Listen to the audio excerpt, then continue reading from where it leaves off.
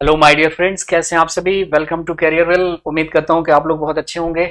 और पिछले क्लास में हमने साइंस का इंट्रोडक्शन के साथ अपना प्लांट न्यूट्रिशन शुरू किया था और प्लांट न्यूट्रिशन में कुछ ही बातें हमने डिस्कस की हैं। आज उसका पार्ट 2 हम लोग डिस्कस करेंगे। एक बार सभी लोग लाइव आएं और बताएं कि हमारी आवाज और तस्वीर आप तक पहुंच रही है, तो आज के सेशन का आगाज होगा, शुभारंभ होगा। So tell me, is everything okay? Am I audible and visible to all of you guys? अगर सब कुछ क्लियर है तो आज के सेशन को हम लोग शुरू करेंगे पॉजिटिव नोट पे।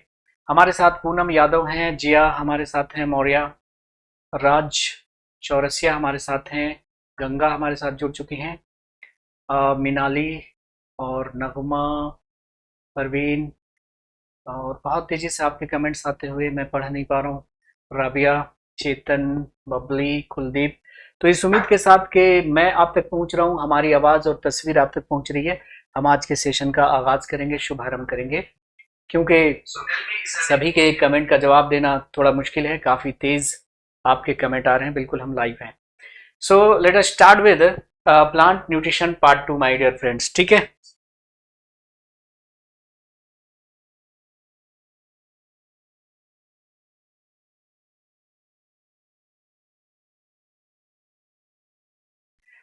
तो आज हम स्टार्ट करने वाले हैं प्लांट न्यूट्रिशन पार्ट 2, है ना।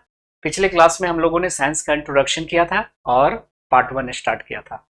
तो बहुत सारे कमेंट्स हैं और कमेंट इतने तेज हैं कि उसका जवाब देना नामुमकिन है। तो हम सीधा अपने टॉपिक पे आते हैं। बस इतना आप लिखिए कि सब कुछ क्लियर है। ठीक है जी। हाँ, बिल्कुल इसी टाइम पे रहेगी। ओके नाउ, तो हमने पिछले क्लास में पढ़ा है कि केमिकल इक्वेशन ऑफ फोटोसिंथेसिस, प्रकाश संश्लेषण का रासायनिक समीकरण। पौधे क्या करते हैं? अपना खाना जिस प्रक्रिया के द्वारा बनाते हैं उस प्रक्रिया का नाम है फोटोसिंथेसिस। फोटो मतलब लाइट, सिंथेसिस मतलब बनाना। तो लाइट के हेल्प से क्या बनाना? फूड बनाना। फूड में भी क्या बनाना? ग्लूकोज। कैसे? तो पौधे CO2 लेते हैं, वाटर लेते हैं और एनर्जी। जैसे हम लोगों को खाना बनाने के लिए लकड़ी, कोयला, LPG जलाना पड़ता है कि नहीं जलाना पड़ता? एनर्जी के लिए, तब खाना बनता है। तो पौधे ये एनर्जी कहां से लेते हैं? सूर्य प्रकाश से। और इस सूर्य प्रकाश को अवशोषित कौन करता है? पत्तियों में मौजूद क्लोरोफिल, है ना। तो पौधे CO2, पानी और ऊर्जा की सहायता से बना लेते हैं अपना खाना, यानी ग्लूकोज। क्या बना लेते हैं जी? ग्लूकोज। यही है पौधे का भोजन, यही है पौधे का भोजन। और हम लोगों को जिंदा रहने के लिए देते हैं क्या? ऑक्सीजन। और यही प्रक्रिया कहलाती है प्रकाश संश्लेषण, फोटोसिंथेसिस। लाइट के हेल्प से क्या संश्लेषित हो रहा है? भोजन। इसीलिए इसका नाम है प्रकाश संश्लेषण, है ना। आगे बढ़ते हैं। हम लोगों ने बात की है कि प्रकाश संश्लेषण के लिए आवश्यक क्या क्या है। तो आपने कहा प्रकाश संश्लेषण के लिए आवश्यक है CO2, और क्या है? पानी, और क्या है? सूर्य प्रकाश, और क्या है? क्लोरोफिल। ये चार चीजें आवश्यक हैं। इनमें से अगर कोई एक भी एब्सेंट हुआ तो प्रकाश संश्लेषण की क्रिया रुक जाएगी, बाधित हो जाएगी। लेकिन प्रकाश संश्लेषण के लिए कच्ची सामग्री क्या है? तो CO2 और वाटर, क्योंकि इन्हीं दोनों के मिलने से क्या बना है? ग्लूकोज बना है। तो रॉ मटेरियल मतलब कच्ची सामग्री का मतलब होता है जिससे मिलकर कोई चीज बनी है। इतनी बात हम लोग कर चुके हैं ना, उसका फास्ट रिकैप हमने आपको दे दिया। चलिए अब आगे की कार्रवाई हम लोग शुरू करेंगे। ये देखिए, ये है प्रकाश संश्लेषण। ध्यान से सुनिएगा, मजा आने वाला है अब, है ना। तो बायोलॉजी क्या है? जिस्म का अध्ययन है और जिस्म को पढ़ने के लिए तरीका होना चाहिए। ठीक है, तो वही तरीके से हम लोग आगे बढ़ेंगे। आपको बिल्कुल भी दिक्कत नहीं होगी। बायोलॉजी से आपको इश्क ना हो जाए तो फिर कहना, ठीक है। तो चलिए, आशिकी वाला चैप्टर है ये। अभी अभी तो थोड़ा सा टफ चैप्टर है ये सारे। जैसे जैसे टॉपिक आगे बढ़ता जाएगा बायोलॉजी का मजा जो है वो बढ़ता चला जाएगा। तो पौधों ने क्या किया? CO2 लिया और पानी लिया, कार्बन डाइऑक्साइड और पानी लिया। और ऊर्जा कहां से ली? तो सूर्य प्रकाश से ली। और इस सूर्य प्रकाश को अवशोषित कौन किया? पत्तियों में मौजूद क्लोरोफिल ने, पर्णहरित ने। पत्तियों में मौजूद पर्णहरित ने अवशोषित किया और बना लिया अपना ग्लूकोज। और हमें जिंदा रहने के लिए दिया ऑक्सीजन। हमारा भी ख्याल रखा पौधों ने। ध्यान से सुनिएगा मेरी बातों को, कमेंट को थोड़ा स्टॉप करके तो मजा आएगा। अब देखिए, प्लांट को जितना ग्लूकोज यूज करना होता है वो करते हैं। प्लांट को जितना ग्लूकोज यूज करना होगा वो करेंगे। प्लांट को जितना ग्लूकोज यूज करना होगा वो करेंगे। जो एक्स्ट्रा ग्लूकोज बच गया, प्लांट ने यूज किया, और जो बच गया, जो अतिरिक्त ग्लूकोज है, उसको ये स्टोर कर देंगे, जमा कर देंगे, संचित या संग्रहित कर देंगे। कहां पर? कहां पर? पत्तियों में, सब्जियों में और फलों में। किसके लिए? हमारे लिए। तो जो एक्स्ट्रा ग्लूकोज बनेगा उसको ये कन्वर्ट कर देंगे किसमें? स्टार्च में बदल देंगे। किसमें बदल देंगे? स्टार्च में। अतिरिक्त ग्लूकोज को स्टार्च में बदलकर उसे जमा कर देंगे कहां पर? पत्तियों में, सब्जियों में और फलों में। किसके लिए? हमारे लिए। तो यहां पे मैंने क्या लिख दिया है कि प्लांट को जितना ग्लूकोज यूज करना था किया, जो एक्स्ट्रा ग्लूकोज बचा उसको किसमें कन्वर्ट कर दिया? स्टार्च में, और स्टोर कर दिया कहां पे? लीव्स यानी पत्तियों में, वेजिटेबल्स यानी सब्जियों में, फ्रूट्स यानी फलों में। तो पौधे अतिरिक्त ग्लूकोज को स्टार्च में परिवर्तित कर, स्टार्च को शुद्ध हिंदी में क्या लिखते हैं? मंड लिखते हैं। मंड में परिवर्तित कर पत्तियों में, सब्जियों में एवं फलों में संचित यानी संग्रहित कर देते हैं। तो पौधा कह रहा है कि हमने जितना यूज करना था कर लिया, बाकी तुम लोग ऐश करो, बाकी तुम लोग ऐश करो। हम जो सब्जियां खाते हैं, जो फल खाते हैं, पत्ता गोभी खाते हैं, पालक खाते हैं, ये क्या है? पौधे का संचित किया हुआ भोजन, पौधे का संचित किया हुआ भोजन। तो पौधे क्या करते हैं? अतिरिक्त ग्लूकोज को स्टार्च में परिवर्तित करके पत्तियों में, सब्जियों में और फलों में संचित कर देते हैं। किसके लिए? हमारे लिए। प्लांट का बाल बच्चा है क्या? पौधा क्या कह रहा है कि हमने जितना यूज करना था कर लिया, बाकी तुम लोग ऐश करो। तो हमें पौधों से सीखना चाहिए। क्या सीखना चाहिए?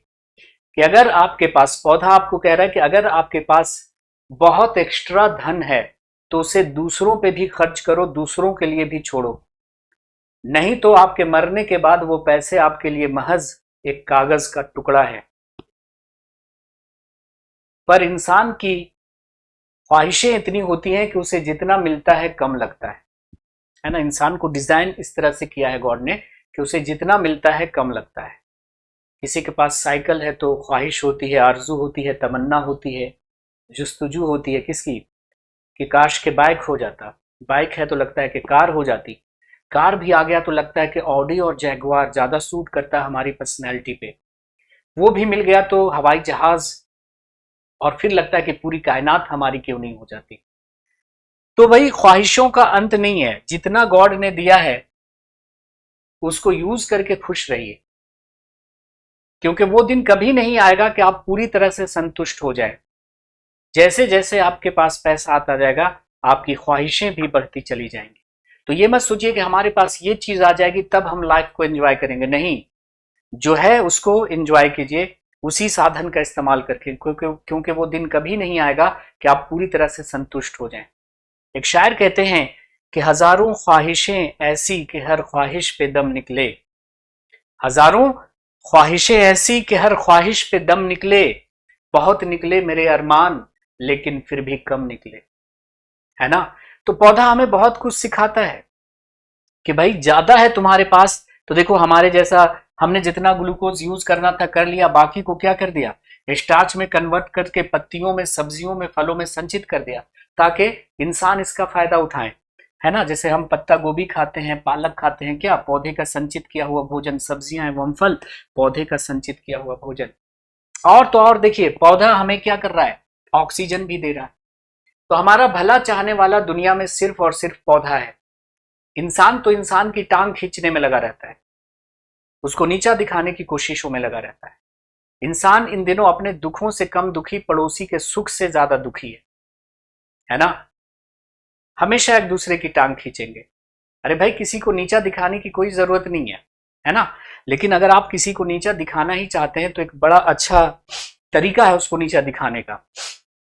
एक शायर कहते हैं कि धूप में जलिए खुद पेड़ों की तरह, धूप में जलिए खुद पेड़ों की तरह, दूसरों पर अपना साया कीजिए।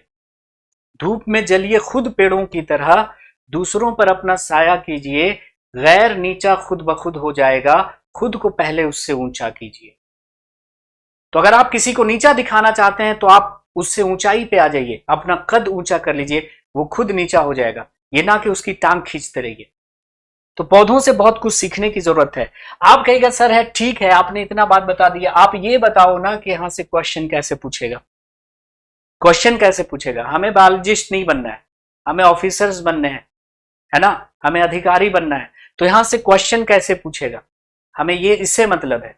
तो देखो क्वेश्चन कैसे पूछेगा, आपसे पूछेगा कि what is the stored food of the plant, जो कि ऑलरेडी पूछ चुका है। पौधे का संचित भोजन या संग्रहित भोजन क्या है, या रिजर्व फूड क्या है। ऐसे लिख सकते हैं, रिजर्व फूड, पौधे का संचित भोजन या संग्रहित भोजन क्या है। तो उत्तर बता दो जरा फटाफट, अब जल्दी बताओ। हाँ, यूट्यूब चैनल का नाम हम बता देंगे, भूषण साहब, अभी पहले देख लेते हैं इसको, फिर हम बता देंगे ताकि आप प्रैक्टिस सेशन कर सके। ठीक है, तो ये टॉपिक खत्म होगा, उसका प्रैक्टिस सेशन लगा लीजिएगा। ठीक है, तो what is the stored food of the plant और reserve food of the plant, पौधे का संचित भोजन या संग्रहित भोजन क्या है। तो आप कहिएगा सर स्टार्च। क्या कहिएगा? स्टार्च, यानी के मंड।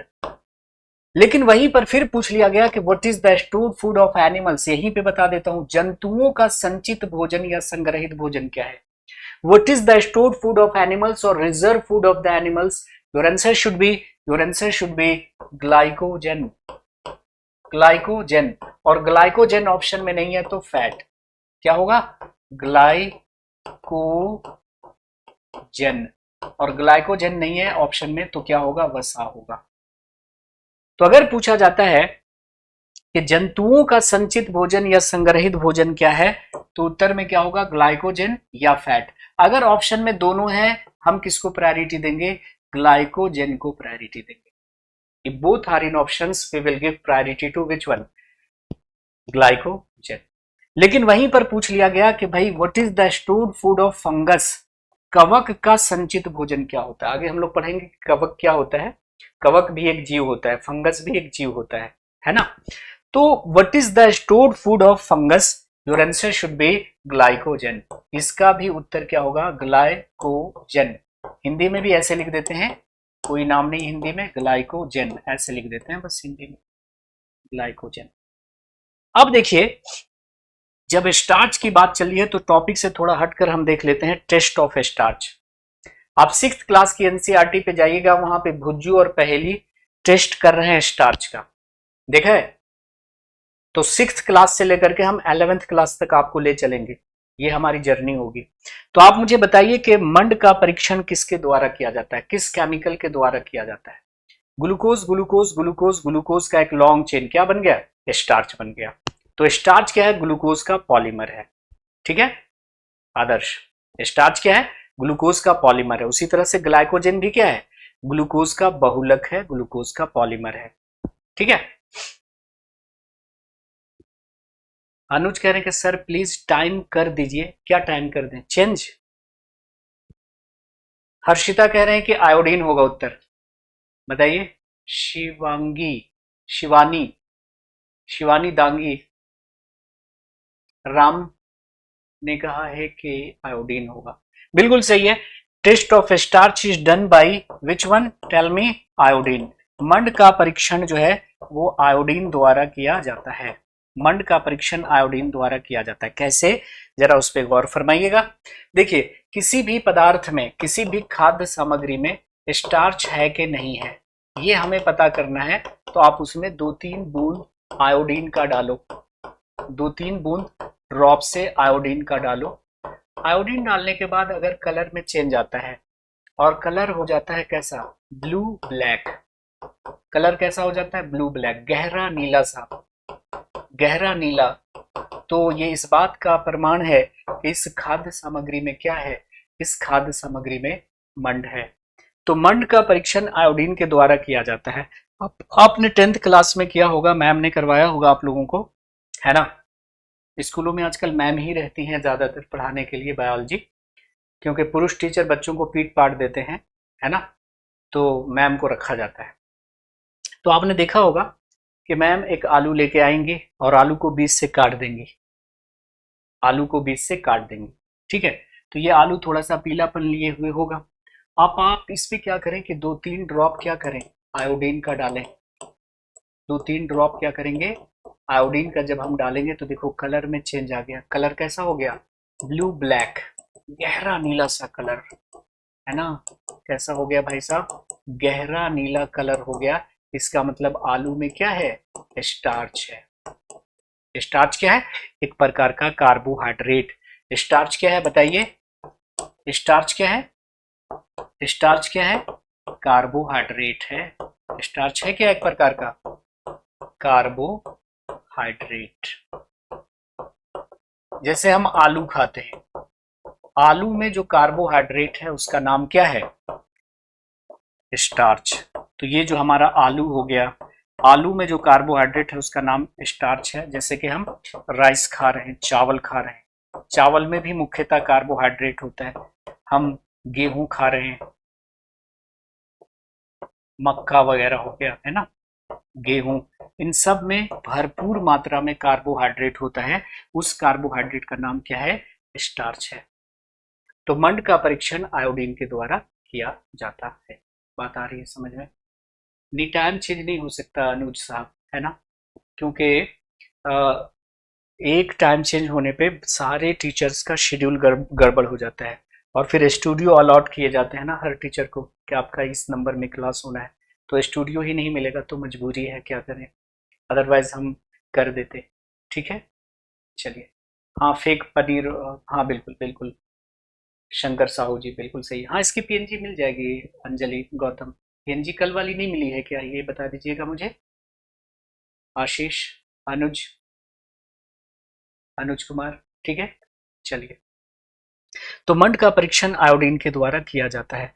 अब बात आई कि भाई प्रकाश संश्लेषण की क्रिया कहाँ संपन्न होती है ना। हमने देखा कि पौधे अपना भोजन प्रकाश संश्लेषण की क्रिया के द्वारा बनाते हैं और प्रकाश संश्लेषण क्या है हमने बखूबी देखा। अब सवाल ये पैदा होता है कि प्रकाश संश्लेषण की क्रिया कहाँ संपन्न होती है। तो अगर कोई आपसे पूछे कि प्रकाश संश्लेषण की क्रिया कहाँ संपन्न होती है तो आप लिखिएगा green parts of the plant. Green parts of the plants, पौधे के हरे भागों में, पौधे के हरे भागों में। पौधे का जो कोई भाग भी हरा है ना उसमें प्रकाश संश्लेषण की क्रिया होती है। जैसे आपने देखा होगा कि पतझड़ के मौसम में पत्तियां झड़ जाती हैं, किसी किसी पेड़ में तो पूरी की पूरी पत्तियां झड़ जाती हैं, तब तो पौधे को मर जाना चाहिए था भूख से। तो जब सारी पत्तियां झड़ जाती हैं तो पौधे की जो नई शाखाएं होती हैं, देखा होगा ना, ग्रीन कलर की होती हैं, उनमें प्रकाश संश्लेषण होता है। तो प्लांट का जो कोई भाग भी हरा है ना उसमें प्रकाश संश्लेषण की क्रिया होती है। हाँ, मैक्सिमम कहां होती है? तो पत्तियों में। सबसे ज्यादा जो हरा भाग है वो है पत्तियां, तो पत्तियों में होती है, पत्तियों में होती है। लेकिन हाँ, प्लांट का कोई भाग भी हरा है उसमें प्रकाश संश्लेषण होगा। लेकिन पूछ लिया जाए कि पत्तियों में कहां, तब आप फंस जाइएगा। एकदम बेसिक से हम चल रहे हैं, हम ये मान के चल रहे हैं कि आपको बायो नहीं आता, एकदम खत्म है आप बायो में, है ना, तो उसी लेवल से हम लोग पढ़ेंगे। तो पौधे का कोई भाग भी हरा है उसमें प्रकाश संश्लेषण होगा। मैक्सिमम कहाँ होता है? तो पत्तियों में। अब पत्तियों में कहाँ? तो बोलिएगा कि सर सेल में होता है। कहाँ होता है? सेल में होता है, पत्तियों की कोशिकाओं में, पत्तियों की कोशिकाओं में।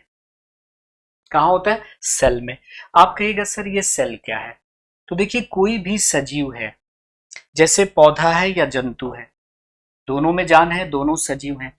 तो कोई भी सजीव है उसका शरीर छोटी छोटी इकाइयों से मिलकर बना होता है जिसको कोशिका कहते हैं, सेल कहते हैं। और सेल को हम लोग कहते हैं structural and functional unit of the body, शरीर की रचनात्मक एवं कार्यात्मक इकाई। क्यों? शरीर की रचना भी कोशिकाओं से हुई है और सारे फंक्शन भी इसी कोशिका में होते हैं। So cell is known as structural and functional unit of the body. आप कहते हैं ना कि ये चीज हमारी बॉडी में हो रहा है, नहीं, दरअसल हमारे सेल में हो रहा होता है। तो अगर कोई आपसे पूछे कि भाई प्रकाश संश्लेषण की क्रिया कहाँ संपन्न होती है तो पौधे के हरे भागों में। मैक्सिमम कहाँ? तो पत्तियों में। पत्तियों में कहाँ? तो पत्तियों की कोशिकाओं में। क्योंकि हमारा शरीर या पौधे का शरीर किससे मिलकर बना है? सेल से मिलकर बना है। तो पौधे की, सॉरी, कोई भी जीव है उसका बॉडी बना है किससे, उसकी रचना किससे हुई है, कोशिका से। इसलिए कोशिका को कहते हैं स्ट्रक्चरल यूनिट, रचनात्मक इकाई।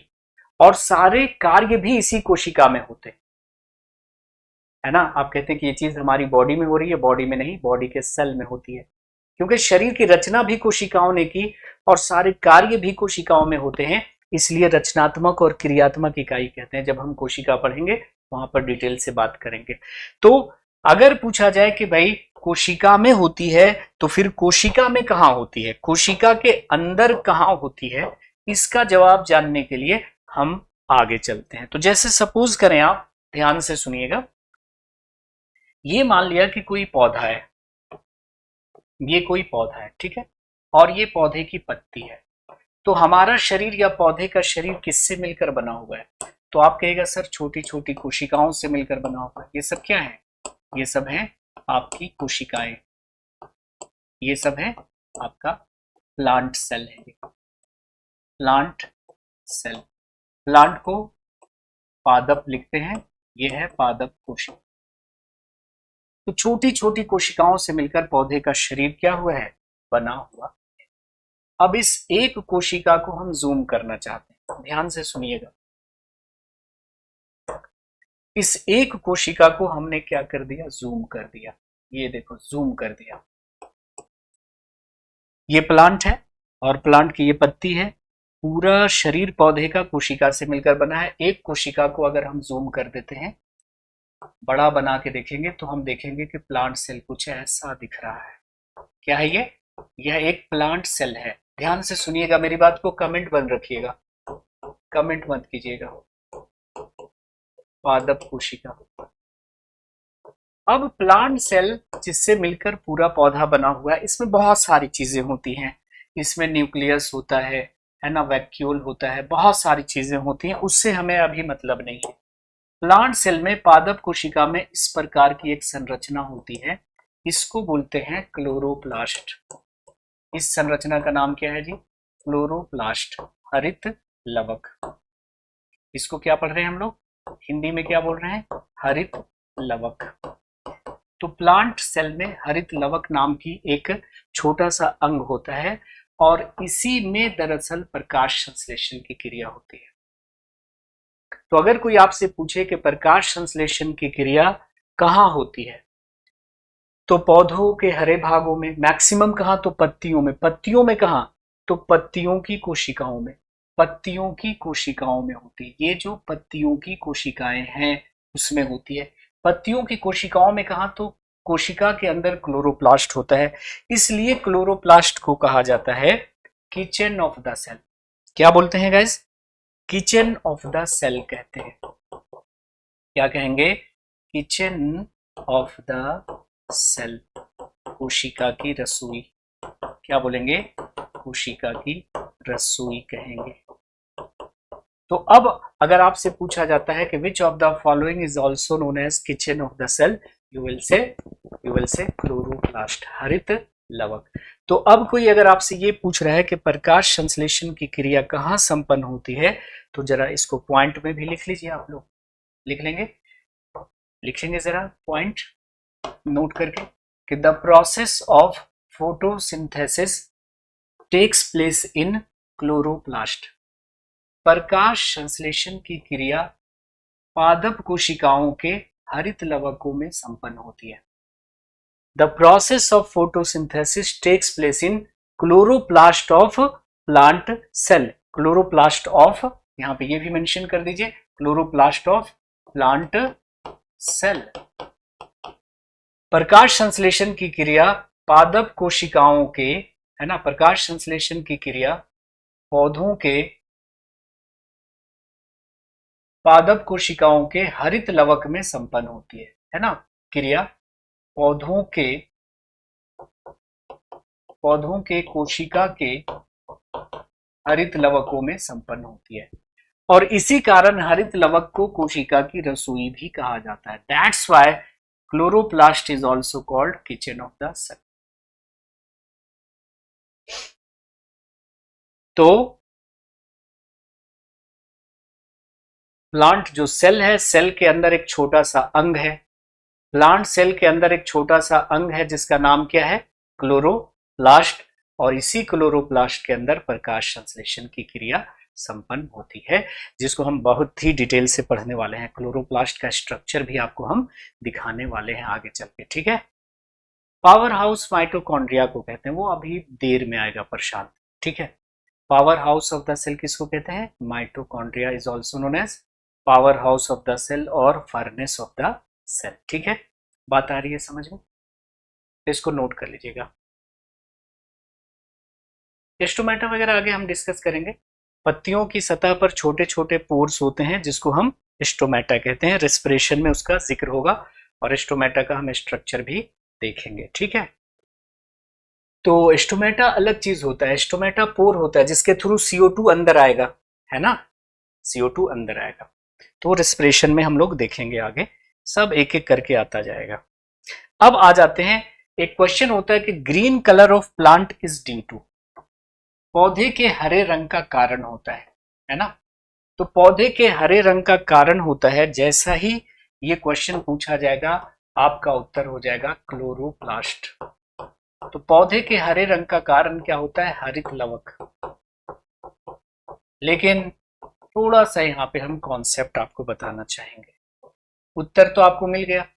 अगर कोई आपसे पूछता है कि पौधे के हरे रंग का कारण होता है तो उत्तर क्या होगा, हरित लवक। तो आपने देखा कि प्लांट होता है, प्लांट का बॉडी किससे मिलकर बना होता है, सेल से मिलकर बना होता है, और प्लांट सेल में क्लोरोप्लास्ट नाम की एक छोटी सी चीज होती है, एक छोटा सा अंग होता है। इस क्लोरोप्लास्ट के कारण पौधे का रंग क्या होता है, हरा होता है। ये हमने बात बताई आपको। अब थोड़ा कॉन्सेप्ट में चलिए, ध्यान से सुनिएगा मेरी तरफ, है ना। आपके दिमाग में जो जो सवाल हैं अपने आप आते जाएंगे, है ना। आपको जो लग रहा होगा कि अच्छा ये क्वेश्चन आ रहा है ना, जैसे जैसे सेशन बढ़ता जाएगा आपका क्वेश्चन खत्म होता जाएगा, आपको पूछने की जरूरत नहीं पड़ेगी, ठीक है। तो बस थोड़ा सा धैर्य रखिएगा, एकदम आपके मन में जो भी सवाल है ना अपने आप क्लियर होते चले जाएंगे। फिर भी क्लियर नहीं होगा तो हम हर सेशन के बाद आपको टाइम देंगे, अपना क्वेश्चन पूछ लीजिएगा, या फिर हमारे इंस्टा पे भी आप क्वेश्चन पूछ सकते हैं, ठीक है। तो थोड़ा सा धैर्य रखिए, आपके दिमाग में सारा जो भी उलझन है ना वो सुलझ जाएगा। तो हमने क्या बोला कि green colour of plant is due to, है ना, green colour of plant is due to chloroplast. Chloroplast क्या है, तो प्लांट बॉडी किससे मिलकर बना है, सेल से मिलकर बना है, सेल के अंदर क्या है, क्लोरोप्लास्ट है। इतनी बात याद रखना है। अब आगे आइएगा, देखिए इस दुनिया में, इस कायनात में, इस ब्रह्मांड में जहां कोई रंग आपको दिखता है उसके पीछे कोई ना कोई पिगमेंट अवश्य होगा। बिना पिगमेंट का रंग नहीं हो सकता। पिगमेंट को हिंदी में कहते हैं वर्णक। वर्ण मतलब क्या होता है, रंग, और वर्णक मतलब क्या होता है, रंग देने वाला। अभी आप ये समझिए कि पिगमेंट का मतलब क्या है, एक डाई है, समझ लीजिए। जैसे आपने देखा होगा कि आपके बाल अगर सफेद हो रहा है तो लोग डाई करते हैं ना, बाल को रंग देते हैं। दीवार को रंग करने के लिए डाई लगाते हैं, अलग अलग कलर का पिगमेंट यूज करते हैं। तो जहां कहीं कोई रंग, उसके पीछे कोई ना कोई पिगमेंट अवश्य होगा। पिगमेंट मतलब वो पदार्थ है जिसका अपना एक रंग होता है ना। जैसे त्वचा का रंग काला, पिगमेंट कौन, बताइए, आगे हम लोग पढ़ेंगे। त्वचा का रंग काला, पिगमेंट कौन, मेलानिन। जिसके त्वचा में ज्यादा मेलानिन होगा उसका रंग काला होगा, और जिसके त्वचा में कम मेलानिन होगा उसका रंग गोरा होगा, और उसको अपने गोरेपन पे बड़ा नाज होगा। देखा होगा गोरे लोगों को बड़ा घमंड होता है अपने गोरेपन पे। उसी तरह से लहू का रंग लाल, ब्लड का रंग लाल, पिगमेंट कौन, कौन सी डाई होती है ब्लड के अंदर, हीमोग्लोबिन। हीमोग्लोबिन की वजह से ब्लड का रंग लाल होता है। उसी तरह से टमाटर का रंग लाल, पिगमेंट कौन, लाइकोपीन। ये सब आगे हम लोग पढ़ेंगे और लिखेंगे भी। तो जहां कोई रंग उसके पीछे कोई ना कोई पिगमेंट या डाई अवश्य होगी। तो हमने कहा कि भाई ये क्लोरोप्लास्ट के कारण हरा है पौधा, तो इस क्लोरोप्लास्ट के अंदर कौन सी डाई है जिसके कारण ये हरा है। तो क्लोरोप्लास्ट के अंदर जो डाई है उसका रंग, उसका नाम है क्लोरोफिल। क्या नाम है, क्लोरोफिल। ध्यान से सुनिएगा, क्लोरोफिल, जिसको शुद्ध हिंदी में हम लोग क्या कहते हैं, पर्णहरित कहते हैं। क्या कहते हैं, पर्णहरित कहते हैं। ये क्लोरोफिल क्या है, तो आप कहेगा एक ग्रीन पिगमेंट है। क्लोरोफिल क्या है? Chlorophyll is a green pigment. Chlorophyll is a green pigment, हरे रंग का वर्णक, हरे रंग का वर्णक है। ऐसा समझिए कि क्लोरोप्लास्ट क्या है? क्लोरोप्लास्ट एक थैला है और उसके अंदर एक ग्रीन कलर की डाई भरी हुई है, जिसका नाम क्या है? जिसका नाम आपका क्लोरोफिल है। तो इस क्लोरोफिल की वजह से, देखिएगा, इस क्लोरोफिल की वजह से क्लोरोप्लास्ट हरा, और क्लोरोप्लास्ट की वजह से पौधे हरे, और इन पौधों की वजह से संसार हरा और भरा। तो इस संसार में जहां कहीं कोई हरियाली आपको दिखे, उसका मतलब क्या है? क्लोरोफिल है। एक गाना था, उसमें हीरोइन कहती है कि हम पे ये किसने हरा रंग डाला। हीरोइन कंफ्यूज्ड, उत्तर कहाँ था? बायोलॉजी में। हरा रंग किसकी वजह से? क्लोरोफिल की वजह से। तो क्लोरोफिल की वजह से क्लोरोप्लास्ट हरा, क्लोरोप्लास्ट की वजह से पौधा हरा, और पौधों की वजह से संसार में हरियाली। हाँ जी, हर चीज के लिए इस्तेमाल कर सकते हैं। पहले ही मैंने बोला, जहां कहीं पे भी बायोलॉजी आती है उन सब के लिए इंपॉर्टेंट होगा। और 2-3 चैप्टर होने दीजिए, आप प्रीवियस ईयर्स के आप सवाल बनाएंगे तो आपको अंदाजा हो जाएगा। बिल्कुल आती है कुणाल साहब, और ज्यादा ही आती है ना? बायो के क्वेश्चन सबसे ज्यादा आते हैं। हरकेश बिल्कुल एकदम आता है, क्या बात कर रहे हैं। ठीक है, चलिए। तो क्लोरोप्लास्ट में एक ग्रीन कलर की डाई है, उस ग्रीन कलर की डाई का नाम है क्लोरोफिल। तो इस बात को आप लिख लेंगे, इस बात को आप लोग लिख लेंगे कि chloroplast contains a green pigment. तीसरा पॉइंट लिखेंगे, chloroplast contains a green pigment. मैं लिखना भूल गया, chloroplast contains a green pigment called chlorophyll, called chlorophyll। हरित लवक में हरे रंग का वर्णक पाया जाता है। वर्णक मतलब डाई समझ लीजिएगा। हरे रंग का वर्णक पाया जाता है। वर्ण मतलब रंग, वर्णक मतलब रंग देने वाला। वर्णक पाया जाता है जिसे पर्णहरित कहते हैं, जिसे पर्णहरित कहते हैं। कोई शक है तो रट लीजिए, ज्यादा विद्वान बनने की जरूरत नहीं है आप लोगों के एग्जाम्स के लिए। आपको बायोलॉजिस्ट नहीं बनना है, ठीक है? ऑफिसर्स बनने हैं तो औकात में रह के पढ़ेंगे हम लोग, जितना जरूरी है। हाँ, किस बात का रिप्लाई सुमित साहब? बताइए। रेनबो नहीं, रेनबो में जो कलर होते हैं वो डिस्पर्जन की वजह से होते हैं। रेनबो में जो कलर बनते हैं उसके लिए 3 फिनोमेना जिम्मेदार होते हैं। पहला है डिस्पर्जन, दूसरा है टोटल इंटरनल रिफ्लेक्शन, पूर्ण आंतरिक परावर्तन, और तीसरा है रिफ्रैक्शन। आप कहाँ चले गए, है ना? प्रिज्म से होकर जब प्रकाश गुजरता है तो वो 7 रंगों में टूट जाता है। इस घटना को कहते हैं वर्ण विक्षेपण, डिस्पर्जन। तो जब वर्षा होती है और बूंदें लटकी होती हैं हवा में, तो जब उनसे प्रकाश गुजरता है तो प्रत्येक प्रकाश की बूंदें छोटे प्रिज्म का काम करती हैं और वो प्रकाश को 7 रंगों में तोड़ती हैं, और बरसात के दिनों में आपको 7 कलर की आर्क दिखाई देती है। दिस इज कॉल्ड रेनबो, इंद्रधनुष। वो फेनोमेना और ये फेनोमेना अलग हो गया ना, वो फिजिक्स में चले गए। हाँ, नोट्स कैसे बनाए? देखिए, पहले ही क्लास में मैंने बताया, धनंजय साहब कहाँ थे आप पिछले क्लास में, कि आपको जैसे मन करे बनाइए, हमारे साथ साथ बनाइए, नहीं तो ये पीडीएफ दे दी जाती है उससे बनाइए, या फिर हमारे लेक्चर को फास्ट फॉरवर्ड करके बनाइए, इसकी मतलब रिकॉर्डिंग आपको मिल जाती है। तो हर स्टूडेंट के पढ़ने का अंदाज अलग अलग है ना, कोई साथ में बनाने में कंफर्टेबल है, कोई सोचता है कि नहीं हम अभी लेक्चर पे ध्यान दें, सिर्फ नोट्स बाद में बनाएंगे। तो आप जिसमें कंफर्टेबल है उस रूल को फॉलो करें, ठीक है? मेरी मम्मी आपका नाम पूछ रही है। अच्छा, कल ही तो बताया था कि एक शेर याद आ गया कि मत बुरा उसको कहो गरचे वो अच्छा भी नहीं, मत बुरा उसको कहो गरचे वो अच्छा भी नहीं, वो ना होता तो गजल मैं कभी कहता भी नहीं, और गुफ्तगू बारहा होती रही लेकिन मेरा नाम उसने पूछा भी नहीं मैंने बताया भी नहीं। तो आपसे देखिए, गुफ्तगू होती रही, आपने पूछा नहीं, मैंने बताया नहीं। नाम है जुबैर एहसानी, है ना। और अभी मैं बतला दूंगा अपने यूट्यूब चैनल के बारे में, बहुत सारे बच्चे पूछ रहे हैं। ठीक है जी, चलिए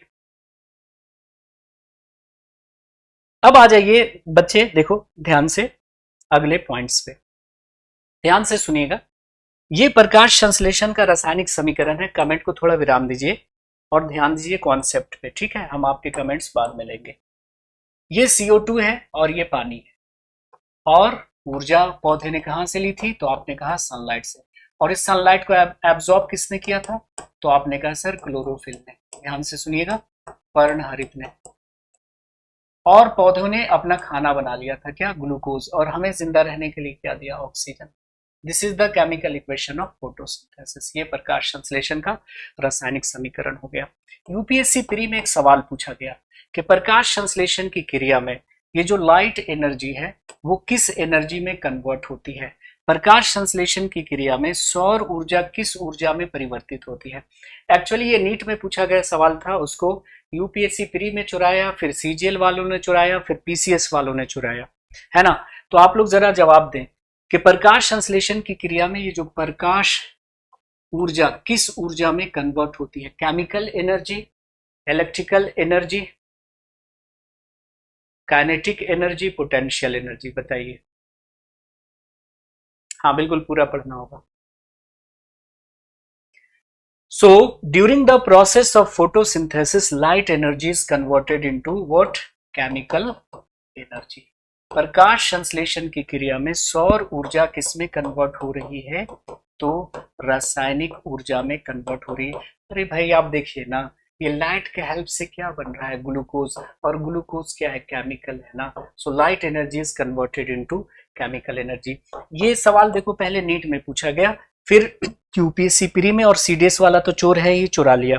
पूछा गया कि क्लोरोफिल में कौन सा मेटल होता है। मैं आपको ऑप्शन देता हूं, क्लोरोफिल में कौन सा धातु होता है। ऑप्शन है आपके पास आयरन, ऑप्शन है आपके पास जिंक, ऑप्शन है आपके पास cobalt, and suppose in fourth option we have magnesium. Now tell me the right answer of this question guys. Chemical energy जिनने बोला है स्वागत है उनका। रुझान सामने आ रहे हैं, विवेक बोल रहे हैं मैग्नीशियम, विवेक कारले भी हैं, विवेक कुमार मिश्रा भी हैं, बहुत सारे विवेक जुड़े हुए हैं हमारे साथ। आदर्श, अच्छा रासायनिक ऊर्जा अब आ रहा है आंसर, जिंक भी आ रहा है, मैग्नीशियम भी आ रहा है, कोई आयरन भी बोल दो फिर। हाँ आयरन वाले भी हैं। सही उत्तर मैं बता देता हूं, देखो आयरन कहाँ होता है, हीमोग्लोबिन में। आयरन कहाँ होता है, हीमोग्लोबिन में। जिंक हम पढ़ेंगे एक हार्मोन जिसका नाम होता है इंसुलिन, जिसकी कमी से डायबिटीज हो जाती है, ग्लैंड वाले चैप्टर में हम लोग पढ़ेंगे। और कोबाल्ट देखो विटामिन B12 में होता है, बार बार पूछा गया। तो बचा कौन option, magnesium. Please remember chlorophyll contains magnesium metal. पर्णहरित में मैग्नीशियम धातु पाया जाता है, पर्णहरित में मैग्नीशियम धातु पाया जाता है। तो यहाँ से 4 क्वेश्चन आपके बन गए, आयरन हीमोग्लोबिन में, जिंक इंसुलिन में, कोबाल्ट विटामिन B12 में, और क्लोरोफिल में मैग्नीशियम मेटल होता है। चलिए ठीक है, तो आज के बाद गलत नहीं करेंगे रौनक, आज गलत हो गया कोई दिक्कत नहीं, यहाँ पे जो अनाप्शन आप उत्तर देना है दीजिए, ठीक है। उससे मैं कभी नाराज नहीं होता कि तुमको इतना पता नहीं था क्या। अरे नहीं पता है तब तो एडमिशन लिया, पता होता तो एडमिशन ही क्यों लेते। तो जिसका गलत हो गया उसको मलाल नहीं करना है, आज के बाद गलती नहीं करनी है। देखो ये क्वेश्चन यूपीएससी प्री 2014 का है, चुराकर सीजीएल वालों ने रखा है, देखिएगा प्रीवियस ईयर में मिल जाएगा। क्वेश्चन था कि प्रकाश संश्लेषण की क्रिया में जो ऑक्सीजन निकलता है वो कहां से आता है। बस वहां पे था लिबरेटेड, मैंने कर दिया रिलीज्ड। वहां था क्वेश्चन कि oxygen liberated during the process of photosynthesis comes from. प्रकाश संश्लेषण की क्रिया में मुक्त ऑक्सीजन कहां से आता है। अब देखो प्रकाश संश्लेषण की क्रिया में ये जो ऑक्सीजन निकल रहा है वो कहाँ से आता है, CO2 से आता है कि वाटर से आता है? क्योंकि देखो ना, ऑक्सीजन इसमें भी है, ऑक्सीजन इसमें भी है। तो मैं ऑप्शन देता हूं, आप लोग जरा गेस करना। ऑक्सीजन जो निकलता है प्रकाश संश्लेषण की क्रिया में वो आता है CO2 से, वो आता है पानी से, वो आता है CO2 पानी दोनों से, या नन ऑफ दिस? अब बताओ जरा इसका उत्तर। क्लास पीछे नहीं हो रहा है तो लाइव में पीछे कैसे होगा? बाद में रिकॉर्डेड मिलेगा उसमें पीछे होगा ना। बताइए किससे आता है जी? युवराज कह रहे हैं कि वाटर से आएगा, MD अमजद कह रहे हैं कि CO2 से आएगा, राखी कह रहे हैं कि जल से आएगा, हर्षिता CO2, रुद्रा प्रताप दोनों कह रहे हैं। नेपाल से स्वागत है आपका लौकुश साहब। नाउ तो उत्तर हो जाएगा वाटर। याद कर लीजिएगा कि oxygen release during the photosynthesis comes from water, comes from water. प्रकाश संश्लेषण की क्रिया में मुक्त ऑक्सीजन जल के माध्यम से आता है। अभी इसको रट लीजिए, जब हम प्रकाश संश्लेषण डिस्कस करेंगे वहां पे क्लियर हो जाएगा। अभी याद कर लेते हैं हम लोग। नाउ फिर क्वेश्चन पूछा गया कि जो प्रकाश संश्लेषण की क्रिया में जो लाइट यूज होता है उस लाइट के वेवलेंथ का रेंज कितना होगा? लाइट के वेवलेंथ का रेंज कितना होगा? ठीक है, चलिए लाइट के वेवलेंथ का रेंज कितना होगा? जो प्रकाश अवशोषित हो रहा है तो लाइट के वेवलेंथ का, वेवलेंथ को हिंदी में क्या बोलते हैं पता है? तरंग दैर्घ्य। कितना वेवलेंथ की लाइट यूज होती है? तो याद कर लेना है 400 से 700 नैनोमीटर, या एंगस्ट्रम में बोलेंगे तो 4000 से 7000 एंगस्ट्रम। इतने वेवलेंथ की लाइट यूज होती है। 700 नैनोमीटर से ज्यादा अगर हम लाइट का वेवलेंथ डालेंगे तो प्रकाश संश्लेषण नहीं होगा, 400 नैनोमीटर से कम डालेंगे तो प्रकाश संश्लेषण नहीं होगा। और यही आपका विजिबल लाइट है भाई साहब, हमें इतनी ही लाइट दिखती है। 700 नैनोमीटर से ज्यादा वेवलेंथ है तो वो नहीं दिखेगा, जैसे इंफ्रारेड है ना, माइक्रोवेव नहीं दिखता है आपको। तो यही है दृश्य प्रकाश, या जिसे हम सिर्फ प्रकाश कहते हैं, है ना, इसी को व्हाइट लाइट कहते हैं। तो ये जो व्हाइट लाइट आ रही है ना, उसी में प्रकाश संश्लेषण की क्रिया होगी। और व्हाइट लाइट का रेंज कितना है? 400 से 700 नैनोमीटर, या एंगस्ट्रम में 4000 से 7000 एंगस्ट्रम माय डियर फ्रेंड्स, 4000 से 7000 एंगस्ट्रम। ठीक है, 4000 से 7000 एंगस्ट्रम। ठीक है, तो और यही विजिबल लाइट है। तो एक सवाल और आता है कि क्या कृत्रिम प्रकाश में प्रकाश संश्लेषण की क्रिया होगी? ये जो आर्टिफिशियल लाइट है जिसमें क्लास चल रही है, बल्ब की लाइट है, ट्यूब लाइट की लाइट है, क्या आर्टिफिशियल लाइट में प्रकाश संश्लेषण की क्रिया होगी? यस और नो में जवाब देना है। Can the process of photosynthesis will occur in artificial light? Can the process of photosynthesis take place in artificial light? कृत्रिम प्रकाश में क्या प्रकाश संश्लेषण की क्रिया संभव है? आप कहिएगा यस हो सकती है। क्यों पूछोगे? क्यों होगी? क्रिया होती है। क्यों होती है? तो अभी आपने पढ़ा कि भाई प्रकाश संश्लेषण के लिए चाहिए कितना? 400 से 700 नैनोमीटर ना, यही तो चाहिए। और यही तो है विजिबल लाइट, जो आपको लाइट दिखाई दे रही है, यही है आपका दृश्य प्रकाश। तो ये जो लाइट आपको दिख रही है इसका मतलब इसमें 400 से 700 नैनोमीटर है।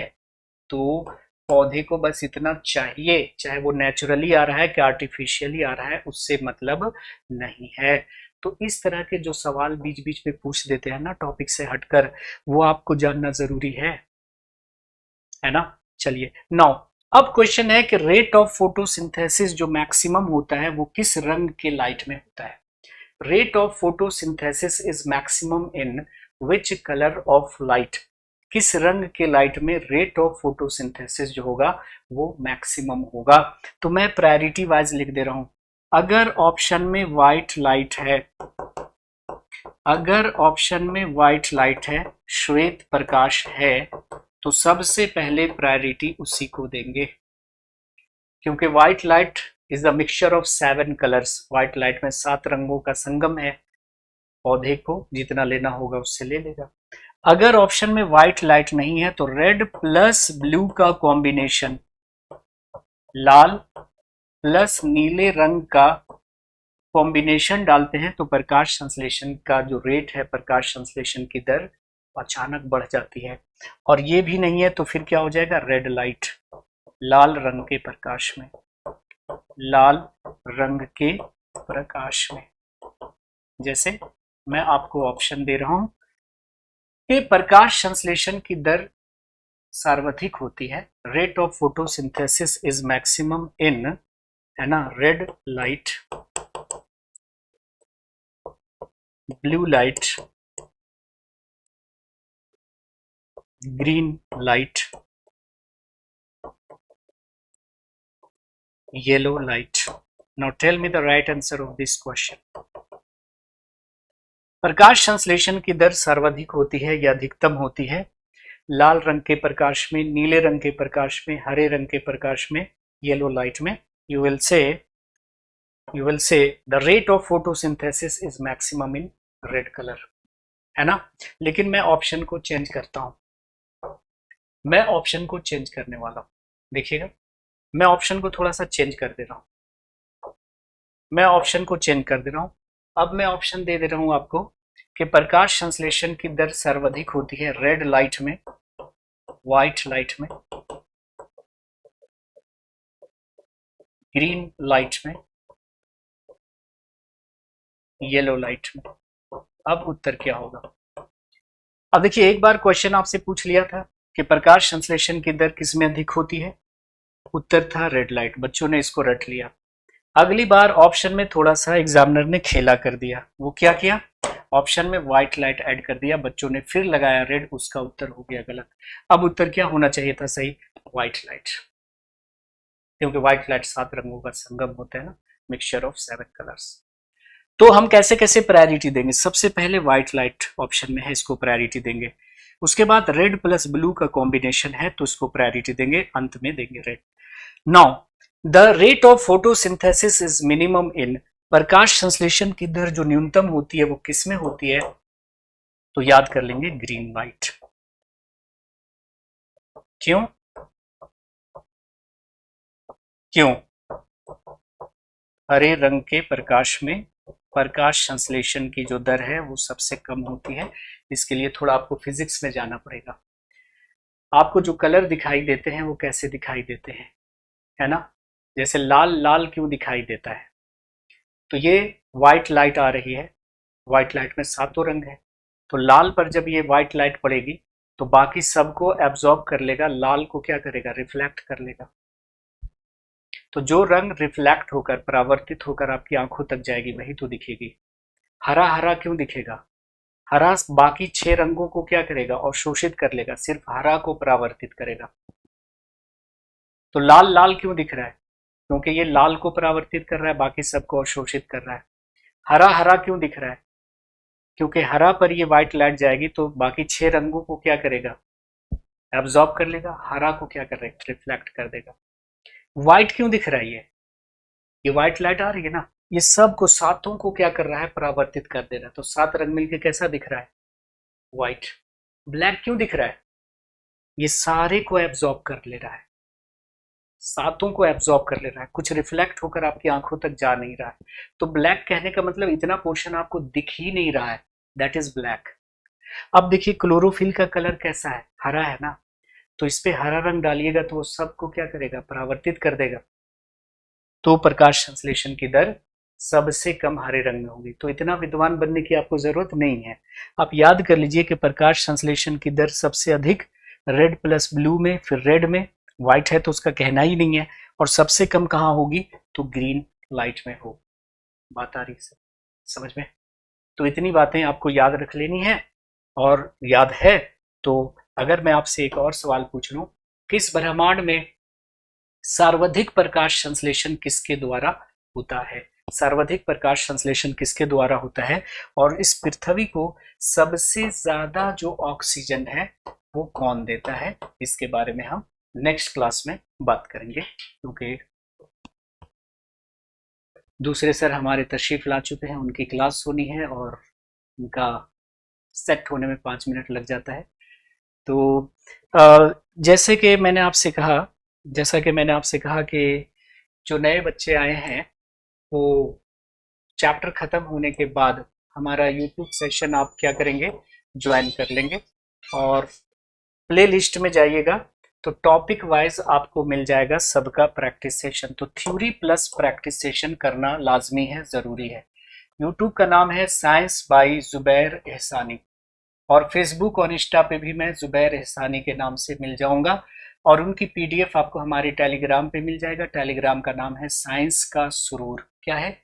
साइंस का सुरूर। तेरा तेरा तेरा सुरूर नहीं, साइंस का सुरूर अभी पालना होगा। ठीक है, तो वो फ्री ऑफ कॉस्ट है ना। वो कैरियरविल ने अलाउ कर रखा है कि भाई आप प्रैक्टिस सेशन करवा सकते हैं, अदरवाइज इसको भी कोर्स बनाकर हम लोग निकाल सकते थे। तो आप थ्योरी यहाँ से पढ़िएगा, जैसे ही प्लांट न्यूट्रिशन खत्म होगा प्लांट प्ले लिस्ट में जाइएगा, बायोलॉजी प्रैक्टिस सेशन बायोलॉजी, उसमें प्लांट न्यूट्रिशन का बना लीजिएगा। तो रहते हैं, यहीं तक रहने देते हैं, आज मिलते हैं नेक्स्ट क्लास में।